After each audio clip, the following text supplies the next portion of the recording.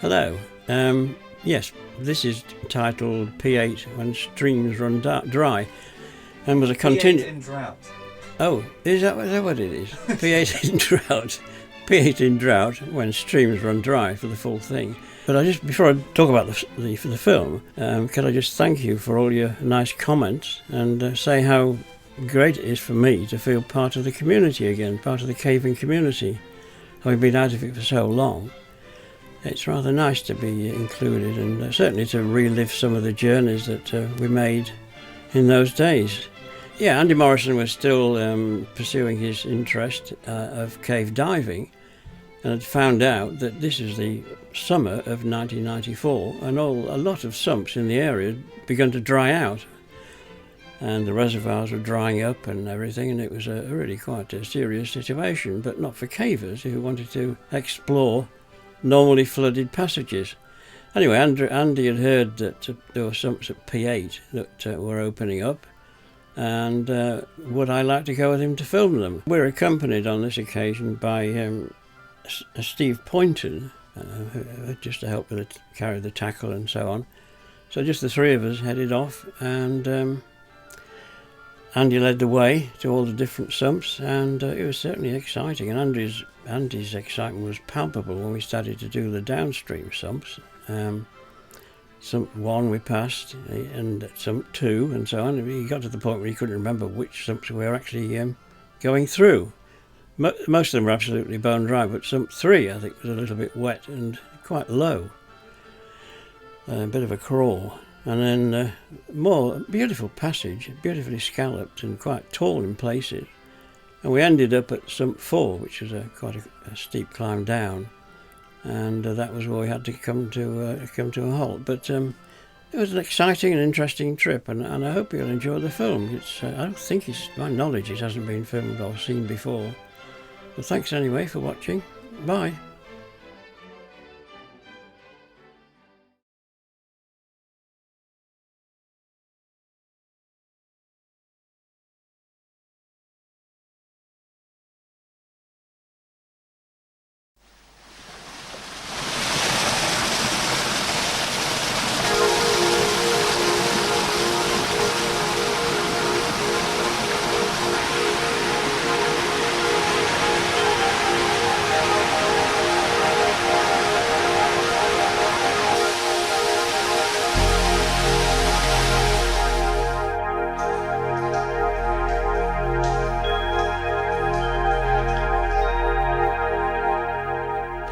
P8 is justifiably Derbyshire's most popular stream cave, but the warmth of its welcome depends very much on weather conditions.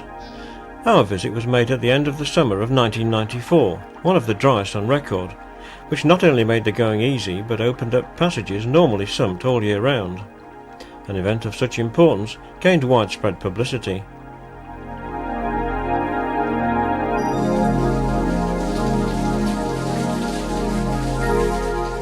It's late August, and a weekend of heavy showers has brought water to the dry stream bed for the first time in many weeks. However, the small flow of water shouldn't affect the sumps, and as we made our way along the familiar passages, hopes ran high that they'd still be open. The cave has about a kilometre of richly varied passage, from Vados canyons to short climbs and pitches. Only the first 7-metre pitch requires tackle, which is very tame today, but can get quite hostile in wet conditions.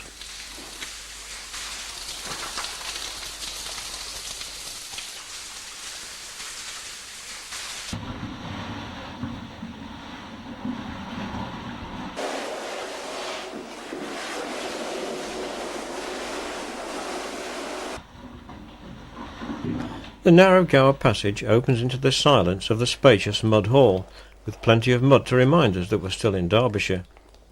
Just beyond Mud Hall, cleaner conditions prevail again, and the lower streamway is usually met at the bottom of this short climb.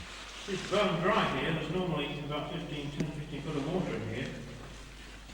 So it's absolutely bone dry now. No stream flow.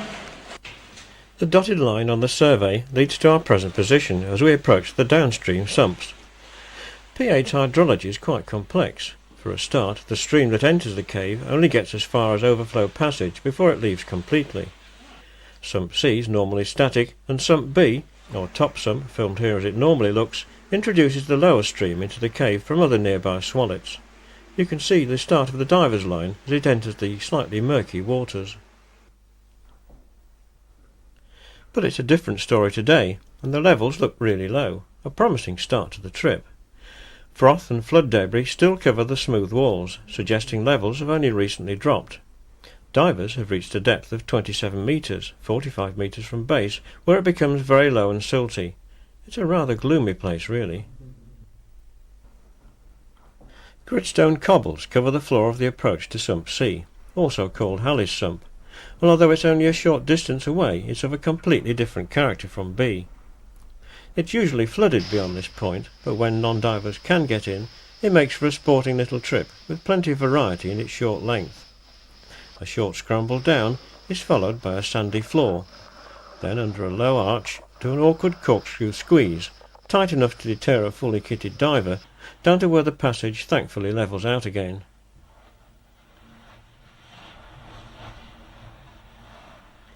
Then from ahead we heard the sound of running water, and realised we'd come across a seldom seen third streamway entering on the right hand side of this survey of the sump. Yeah, the streamway, Steve. The short-lived little stream wells up from a constricted slot in the passage wall to gurgle merrily along a shoulder-width passage. But it's certainly not a place to linger, as there's a darker side to Sump C. For unknown reasons, the stream suddenly backs up and floods these passages to the roof. There's no warning, and it happens whatever the weather. The stream soon cascades over the lip of a 5-metre pot, and diving's revealed nothing but a blocked outlet. A bit of a mystery, this one.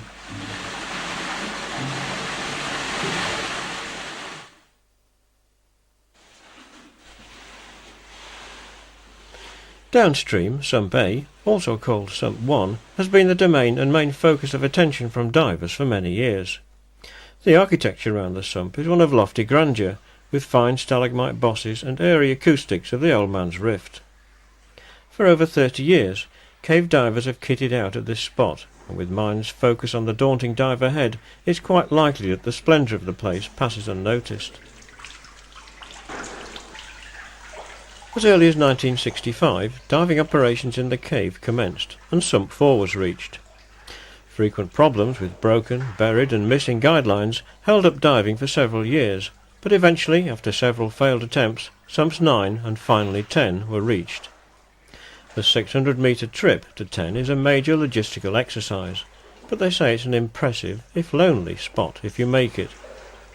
The way on is currently blocked by silt, much of it from nearby quarry workings. It's this that makes the whole cave so difficult and unpredictable to dive.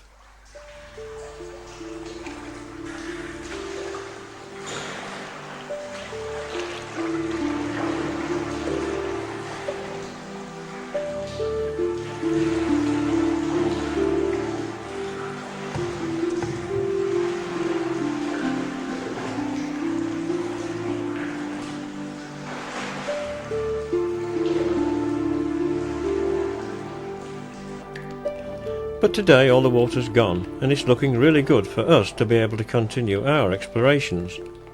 We'll be happy just to get through Sump 1, let alone Sump 10. But it certainly looks dry enough from here.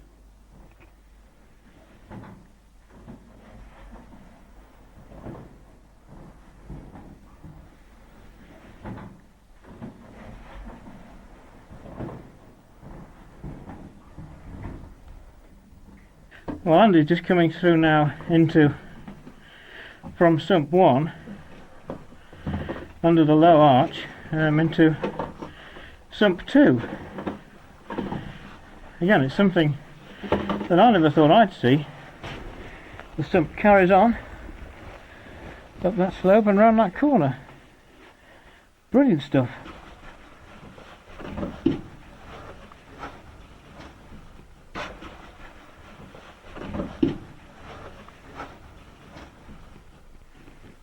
I suppose about, 50-60 feet in now. Normally the divers will follow that route up through into the roof, because down below here, underneath, it's quite narrow, and there's a bit that I think we get caught. Is that right, Andy? Yeah. Extra lines have been put in here to help divers to climb the smooth walls up into what is normally an air bell.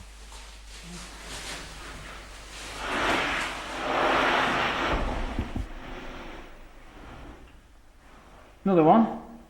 What sump are you in now then? No idea. not an idea. There's a mark on here, it's at 35. 35 metres is the distance from base here to our approximate position here, and we're about to discover the real whereabouts of Sump 2. Me and Graham actually got to where Dave's filming from now, but it means getting wet, but we can actually, I can see the divers line getting up the other side of this little duct, going uphill, so hopefully we should get into some stream passage and into the fourth sump. Right, I'll just make my way through. Yes! Excellent! Excellent! Couldn't do this the other day. Brilliant! What can I say? We're getting wet, Steve!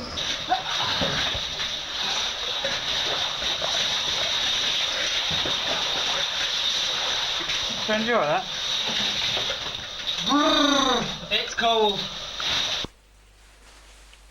Seeing the superb and roomy phreatic passage on the other side was well worth the cold, wet grovel. Although we didn't know it at the time, this was nothing compared to what was to come. But there was one more obstacle round the next bend.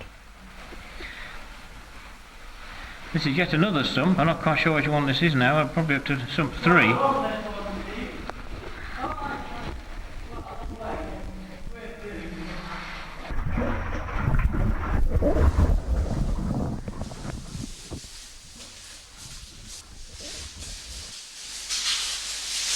The discomforts of cold sump water were soon forgotten as we entered a huge rift passage stretching fully 30 metres above our heads.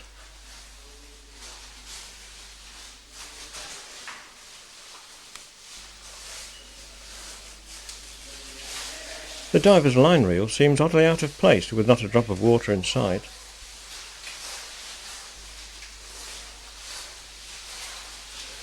For the benefit of a survey, we can now pinpoint our position at 120 metres in, with 50 more to go, but at the time we didn't know what lay ahead. I honestly don't know where we are.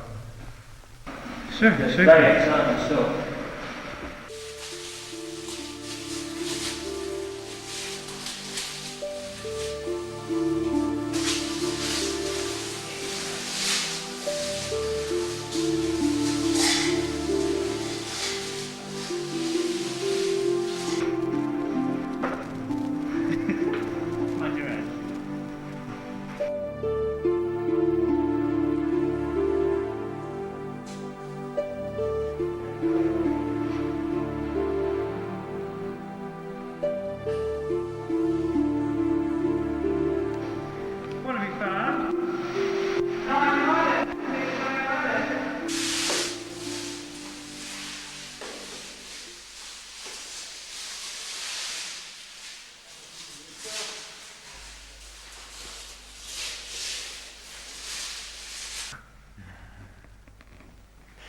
The iron ladders ahead meant that amazingly we'd reached Sump 4 and enjoyed 170 metres of superb cave passage along the way.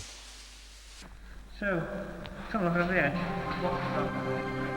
Are you at the sump now, Andy? Yeah. Right. So you think it's as far as we can go then?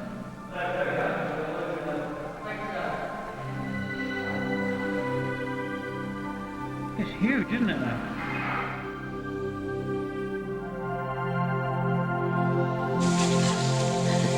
In 35 years, the sumps have only opened 4 times, and shortly after our visit, Derbyshire had the wettest autumn since 1941.